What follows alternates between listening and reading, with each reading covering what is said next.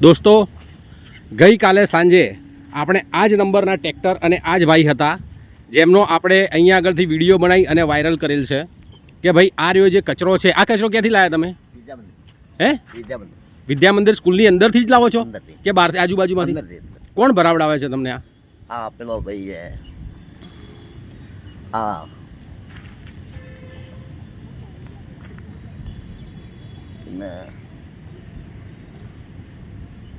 કોઈ સાહેબ છે. શું નામ છે એમનું?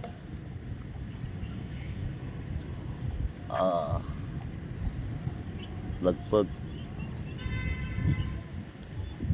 ધાનેરામાં છે. નામ બોલો ને, શું નામ છે?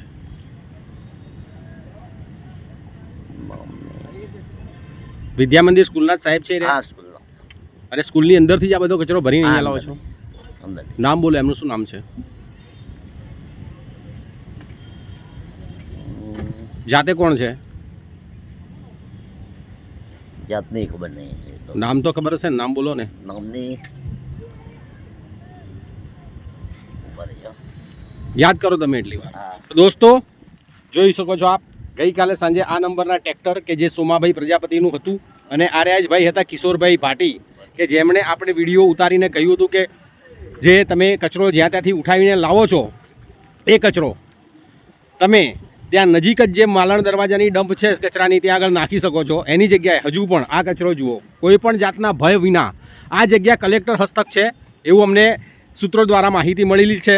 હવે હકીકત શું છે એ તો કલેક્ટરશ્રી જાણે, પરંતુ હજુ પણ ગઈકાલે આપણે રજૂઆત કરી હોવા છતાં બી સોશિયલ મીડિયાના માધ્યમથી હજુ પણ આની ઉપર આપણે કલેક્ટરશ્રીને રજૂઆત કરી હતી, ધારાસભ્યશ્રીને રજૂઆત કરી હતી, નગરપાલિકા પ્રમુખ અને ચીફ ઓફિસરને પણ આપણે રજૂઆત કરી હતી, પરંતુ હજી પણ બેખોફ કોઈ પણ જાતના ડર વિના અહીંયા અઢળક પ્રમાણમાં આ કચરો અહીંયા આગળ ઠાલવવામાં આવી રહ્યો છે. અને એના એ જ લોકો દ્વારા ગઈકાલે આ વ્યક્તિએ આપણી પાસે એમ કહ્યું હતું, માફી પણ માગી હતી કે ભાઈ હવે અમે આ કચરો નહીં લાવીએ, પરંતુ વિદ્યા મંદિર સ્કૂલનો જ આ બધા જે કચરો છે એ અહીંથી ઉપાડી અને ત્યાંથી ઉપાડીને અહીંયા રામલીલા મેદાનમાં ઠલાવવામાં આવે છે. આ રામલીલા મેદાન જ્યાં રાવણ દહન થાય છે દર દશેરાએ, આજુબાજુમાં સ્લમ વિસ્તારના લોકો પણ રહે છે. ને આ જોઈ શકો છો આપ, અહીંયા આગળ હોસ્પિટલ્સ પણ છે, નજીકમાં ડૉક્ટર હાઉસ અહીંયા બાજુમાં જ છે રેલવે ક્રોસ કરતાં, પરંતુ આ જે હોસ્પિટલ્સ છે અને બાજુમાં આ એક સરકારી ક્વાર્ટર્સ પણ છે.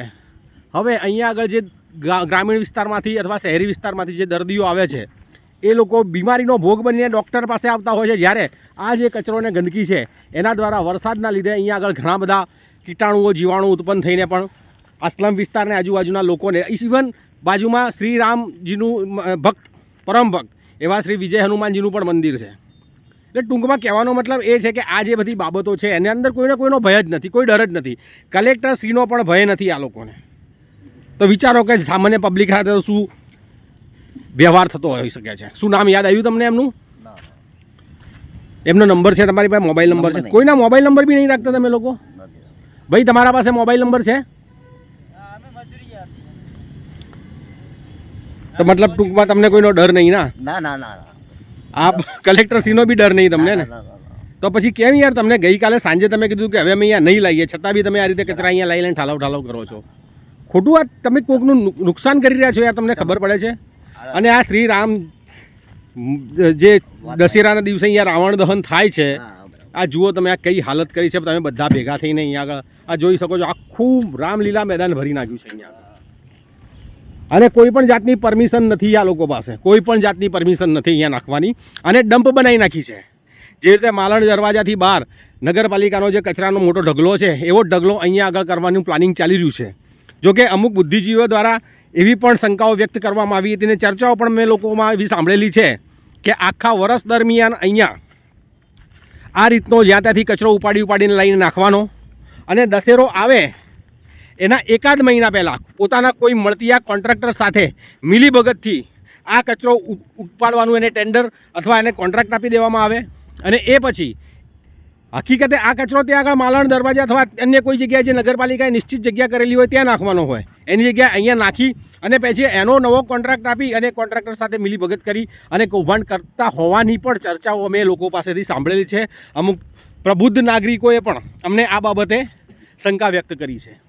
તો આ રીતના સ્કેમ પણ થતા હોવાની અહીંયા આગળ ચર્ચાઓ જામી છે પાલનપુર શહેરમાં, અને બે ખોફ રીતે અહીંયા આગળ કચરો ઠાલવવામાં આવી રહ્યો છે. પ્રશાસનનો કોઈ હોલ્ટ જ નથી કોન્ટ્રાક્ટરો ઉપર કે આ રીતના નિશંસ લોકો ઉપર. કેવો જાહેરમાં નિયમોનો ભંગ થઈ રહ્યો છે. અહીંયા આગળ આ થાંભલા જોઈ રહ્યા છો, ત્યાં આગળ દર વર્ષે દશેરાના દિવસે રાવણ દહન થાય છે, દર વર્ષે.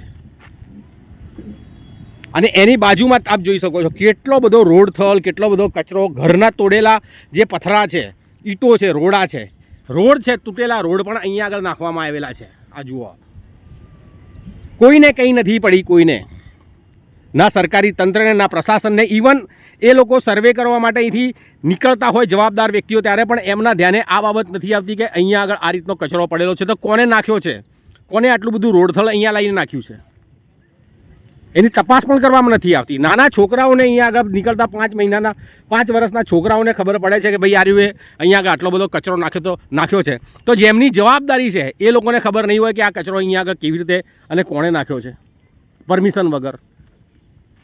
આપણે પ્રજા દિવસ રાત મહેનત કરીને આપણી ખૂન પસીનાની કમાણીમાંથી જે ટેક્સ ભરીએ છીએ, એ ટેક્સમાંથી એ જવાબદારોને પગાર મળે છે. એના દ્વારા તેઓ પોતાના સંતાનોને સારું શિક્ષણ આપે છે, સારા મોબાઈલ ફોન્સ આપે છે, સારા કપડાં પહેરાવે છે, પોતાના પરિવારનું ભરણ પોષણ કરે છે, સારી ગાડીઓમાં ફેરવે છે, સારા બંગલાઓમાં રાખે છે. પરંતુ એ પગાર દ્વારા જે એમની ફરજ બને છે એ ફરજ પૂરી કરવામાં એ લોકો ઊણા ઉતરતા હોય તેવી બાબત અહીંયા સ્પષ્ટ થઈ રહેલી હોય એવું આપને લાગે છે? જુઓ, કોઈને કંઈ નથી પડી, કોઈ જ નહીં. બેખોફ રીતે ગઈકાલે આપણે આ વિડીયો વાયરલ કર્યો, પ્રશાસનના જે લોકો છે એ લોકો સુધી પણ આપણે મોકલેલો છે, જે જવાબદાર લોકો છે, પણ એ લોકોએ પણ કોઈ પણ એક્શન ના લીધી હોવાના લીધે આ કિશોરભાઈ ભાટીની હિંમત વધારે વધી ગઈ અને આજે ફરીથી. તો પછી કેમ લાયા ભાઈ તમે અહીંયા આગળ? જો તમને એવું હતું ગઈકાલે તમે કીધું હતું ને કે આ ગેરકાયદે, તમે પોતે બોલ્યા હતા ને કે ગેરકાયદેસર રીતે અમે નાખીએ છીએ, આ ગેરકાયદેસર જ છે ને? તમે કાલે મને કીધું હતું ઓન કેમેરા કે ભાઈ ગેરકાયદેસર છે, છતાંય તમે ફરીથી અહીંયા લાયા. એનું કારણ શું? કારણ કે તમારા ઉપર પ્રશાસને કોઈ એક્શન ના લીધી, તમને કોઈ ટોક્યા નહીં, એટલે તો પછી કેમ ફરી પાછા અહીંયા લાયા? ખોટું આ હે ને ભાઈ, ખૂબ ખરાબ ખોટું કરી રહ્યા છો આપ, પબ્લિકનું ખોટું કરી રહ્યા છો. અને કોઈ દિવસ જો કોઈ કડક એવો અધિકારી અથવા કોઈ એવો પ્રજાવત્સલ લીડર અહીંયા આવી ગયો ને તો તમને તકલીફ કરશે, તમને તમારી આખી ટીમને તકલીફ કરશે. હાલ તો બધા ઊંઘેલા છે, કોઈને કંઈ પડી ના હોય એવું અમને લાગી રહ્યું છે, અને એના લીધે તમે બે ખોફ રીતે અહીંયા આગળ આ બધું કરી રહ્યા છો. ચલો છેલ્લો દાડો બસ. પેલા ભાઈનું નામ તો કહો, વિદ્યા મંદિર વાળા જે સાહેબ છે કે જેમણે તમને અહીંયા ભરીને મોકલ્યા છે, એમનું નામ શું છે? ક્યાંના છે રે? ધાનેરાના છે. ઓકે ઓકે ઓકે, ઠીક છે. હવે અહીંયા ના નાખો ભાઈ, નહીં તો પ્રોબ્લેમ્સ થશે તમને સરકારી તંત્ર દ્વારા.